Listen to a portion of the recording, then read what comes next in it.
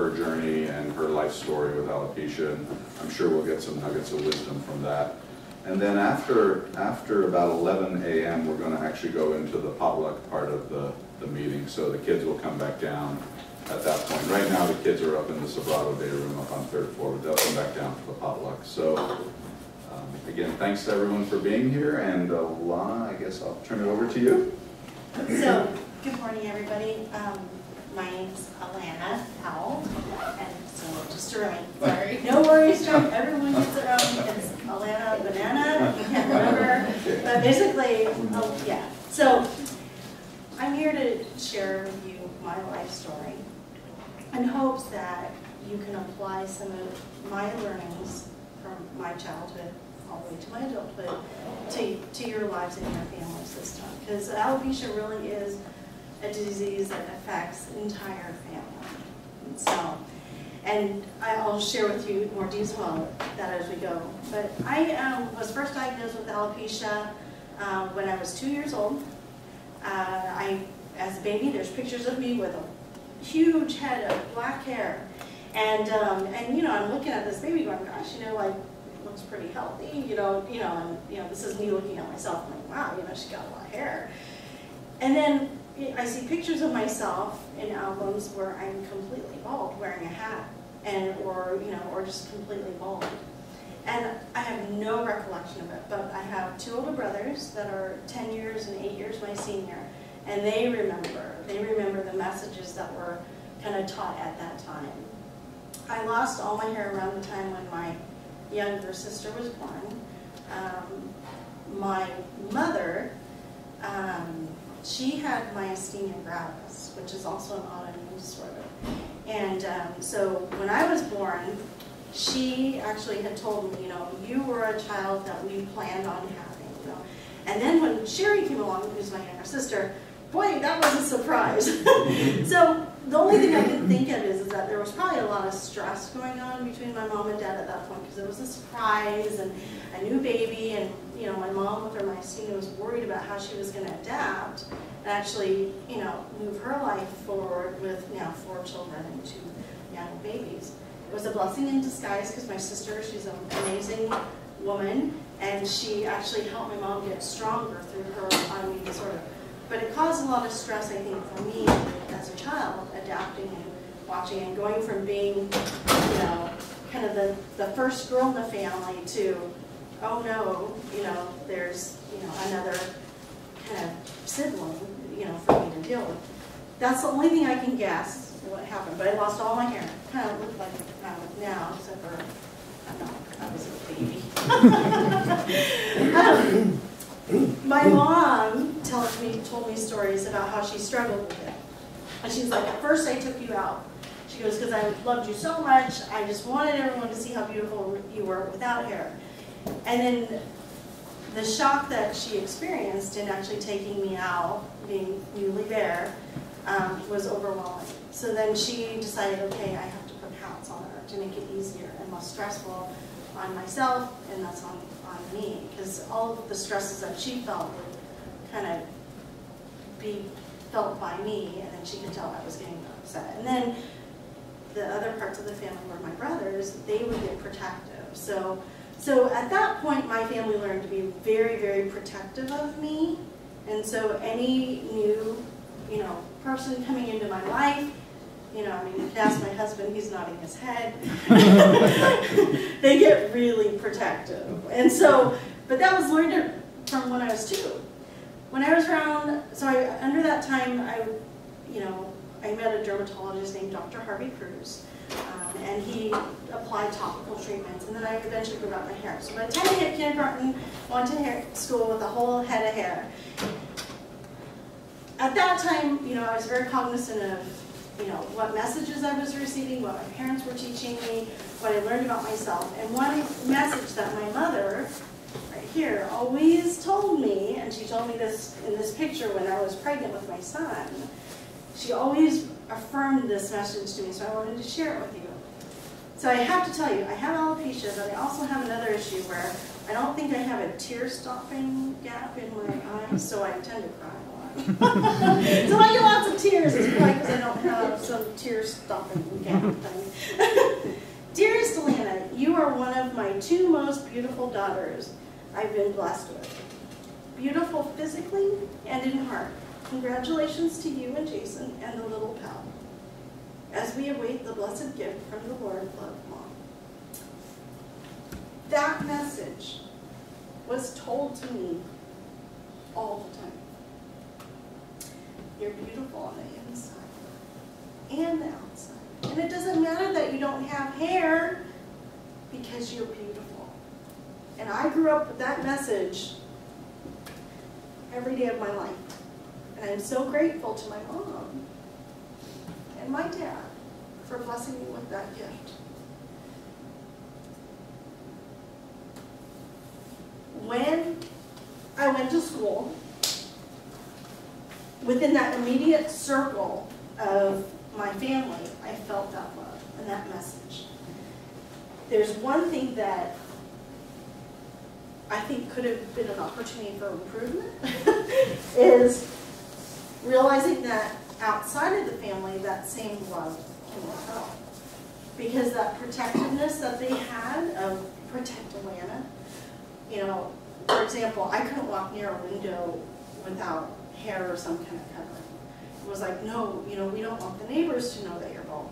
No, we don't want to know, let your aunts or your uncles or anyone else know that you're bald. Only a certain set of people could know I was bald because of that protectiveness, right? So I grew up in this environment where I know it was safe at home, but it was a little bit scary on the outside because I was worried about what may happen, like what could happen. And the messaging that I received was, don't tell anybody. So then I went through life, you know, grew back my hair, went through alopecia treatment, and basically grew back and then actually, you know, flourished. My mom and dad were great about building self-esteem by putting me in dancing and piano playing and flute playing and, you know, as a majorette, I was a cheerleader. I mean, I did every single, like, extracurricular. I, like, excelled in school because all of the energy that was spent worrying about my hair, I applied to, okay, let's do something that I can control, right? I can control what my grades are. I can't control whether I lose my hair or I have my hair, but I can control how I perform on the stage dancing. I can control. It's a little inconvenient to swim, so I never got to swim, and I always wanted to swim. But, you know, take some, you lose some, right? So I grew back my hair at 5, and then I lost it at 8. That was a little harder, because friends started asking questions. Why do you always wear a headband? Why do you always, you know, have to have this tie? At the time when I lost my hair, my mom and my aunt would sit for hours sewing me custom wigs on headbands. And they would, I know, it was amazing. And I mean, and I used to feel really special that they would do that. The side effect of that was my sister was a little bit upset because she wasn't getting any attention at those times when they were worried about me losing my hair. So if there's a nugget of knowledge I can share with you, if you have children, multiple children, is to make sure you give attention to all of them during the crisis, because it's stressing out the entire family, not just the survivor of alopecia. So during those times, you know, I remember there being tension, and just because, you know, I was getting so much attention, you know, to solve my problem, and then, you know, and then my sister would, you know, have to do without for a little bit. So my mom loved both of us, and my dad loved both of us, but just, anyways, that's just something to be mindful of. My hair came back after cortisone injections. By the way, they're really painful. So when you see your children, it's really painful. They used to use an air gun and a needle and actually go in my head and put cortisone, grew back all my hair, and then, you know, and I kept up with all my academics and my extracurricular.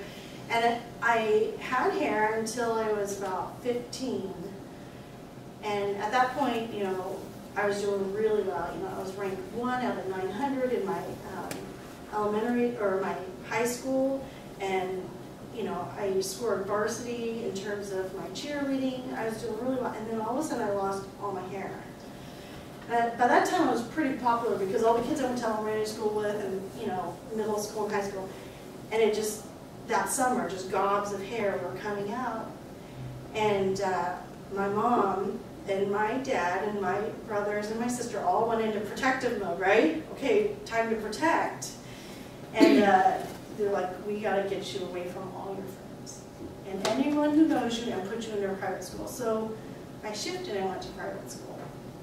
So I went there and I had some of the friends who went to school with me and a lot of new friends. And I wore wigs because I tried doing Rogaine and then I remembered how painful the shots were and I said, I'm done. My head hurts. I'm tired of getting shot in the head with cortisone. I'm tired of putting on ointments. I'm just tired of doing this. I want to just enjoy my life. And so I just started wearing wigs. And at that point, still never told anybody.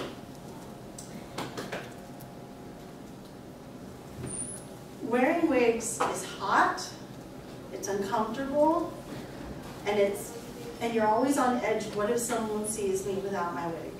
So you're kind of living a secret identity, you know. And so I went through life like that, and I got my electrical engineering degree and went into high-tech corporate, and you know, kind of, you know, lived my life as is. But you know, just still never told anybody about my wig. Well, at that time, I started, you know, getting interested in dating, and you can only imagine how hard it is to date when you're covering up, you know. Okay, just don't touch my head, you touch me. Anyway, so there came a time where actually I started dating, and I told a fellow that I was dating at the time, and he was really supportive. And he was like, oh my gosh, you know, you look great, you know, and this was the only person I told. I went, really? Like I was in shock. And I was like, okay, but, you know, that ended up not working out because he wanted to control everything I did, and that just didn't work out. So then shortly after, you know, I made a decision. I want to get married, I want to have kids, I want to be on my own. And at that point, you know, family's still kind of in protect mode, right? And so now I'm an adult, and then I go to my mom and I say, Mom, you know, I'm leaving. I'm leaving Sacramento, I'm moving to the Bay Area. What? You're far, I can't protect you. And I'm like, you know, I'm gonna be fine. But I was at the age where I was ready to deal with my alopecia. I was nurtured and shaped into someone who wanted to grow out of being afraid. So I left, moved to the Bay Area, then I moved back, and then actually I met my husband, who I knew in college, by the way, and he used to ride a skateboard, he denies it. So anyway, so then my husband and I ended up at this wedding together, and we ended up talking. And before I know it, I realized, gosh, he makes me laugh and I make him laugh. I can be comfortable around this person. So he gets to the point where he wants to make out, and I'm panicking. Okay, don't touch my hair. And then I had to stop him and I said, okay, I really, really like you. You know, and he got kind of like, what's going on? And I start crying because I have not practiced. I've not practiced telling people that I'm different, right? And so it's really scary when you have to do that. So I was crying, and I'm like, there's really something wrong with me. I don't know if you're gonna like me after I tell you this. You know, and he's like, what is it? And he's like, I mean, he could tell you standing back there, he could tell you how he felt when I was telling you this, but he was like, what's wrong? And I'm like, I don't have any hair. I have this, and I described it in a way where it sounded like I was dying. But I'm like, I have this disease, and it makes me not have hair, and I don't have hair. And he goes, and then he looks at me and goes, is that it? And I'm like, yeah. And then he's like, well, take your wig off, let me feel it. I want to feel your head, because there's people that dream of being bald like this and not having hair. He's like, he goes, take off your hair. And he took off my wig, and then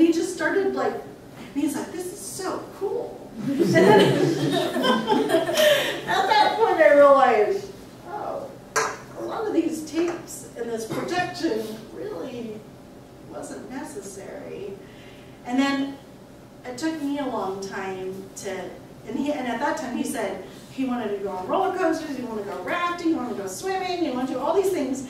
And I'm like, I can't do this stuff, you know, because I'm old, I can't just go. And he goes, yes, you can. And he's like, I'll shave my head and we'll go together. And I'm like, okay, okay, how do I process this?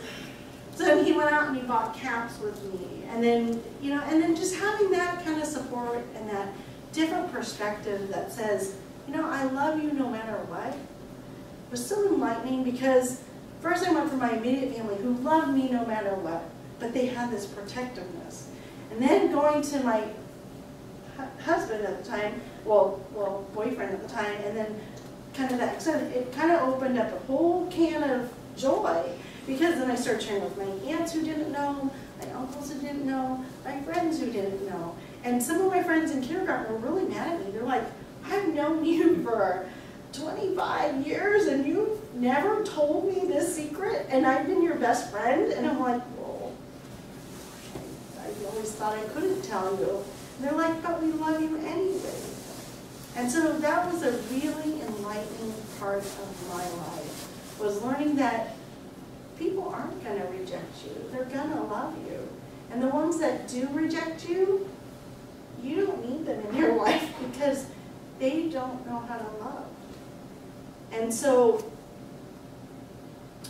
now, you know, so I married, you know, Jason, and, you know, and went on lots of roller coasters and learned to swim and got to do all this great stuff, and learned how to actually tell people and not cry so hard, and to actually nurture myself and take care of me, which was really hard and something I never really could do, because I was always worried about how external reactions would be towards me being so different. So in the meantime, he's been telling me, honey, we're going to have kids. And I'm like, yeah, what are the kids going to think of me? He's like, he goes, babe, he goes, you are going to be the cool bald mom. Because all the kids are going to come over, you're going to be baking cookies, and they're going to say, oh, that's the cool bald mom. And you know, it's funny how he knew what would happen, because my kids have all these friends coming over, slumber parties, and it's too hot, too uncomfortable to wear a wig, so I just stopped wearing my wig at home. And they're like, yeah, you know, Tyler, we're going over to your mom's house. She's the cool bald mom. And it feels so great to know it's okay to be bald. And it's okay to be different. And we're all different. But it took me a lot of time to get there. I mean, I just turned 40. And I just started in January stopping to wear my wig all the time. There is one lesson there, though. Because it gets pretty darn cold in the rain. So you need a hat. And your wig is actually your best protection to keep you warm. But coming out and being boldly myself has been a journey. And I recently have been really bold at work. So I've worked for Hewlett-Packard, I've worked for Yahoo, worked for Motorola, and then worked for Redmond Systems. All those companies I built a lot of relationships and friends. And I never told anyone I was bald. And 3 years ago, there's a venture capital leader talked to me. He's like, what's your dream? I said, what? And he's like, oh, you have all these skills. We can put you on any project, you know, here, and know that you're going to excel. And you're going to, like, hit a home run. What do you want to work on? I said, well, I had this little idea. I want to help other people that were like me, kind of a little bit different. He says, well, okay. And I'm like, well, and I'm wearing my wig. And I'm like, well, I'm kind of bald. And he's like, oh, really? He goes, that's kind of neat. And then so I took off my wig for him. And he's like, oh, well, just go do it. And I'm like, a little scared. So at that time, so Stephen Govey was this guy's name. And he says, okay, well, let's just take some time. So I went and worked for Yahoo. Did a great job there. Had the same conversation with Justin Somini. Justin Somini is the Chief Information Security Officer at Yahoo. He comes to me and he says, Lana, I could put you on any project. What do you want to do? Well, got this little idea, want to help people that are different and bald, you know. And he's like, why aren't you doing it? I'm like, well, I'm kind of scared. Because you're scared.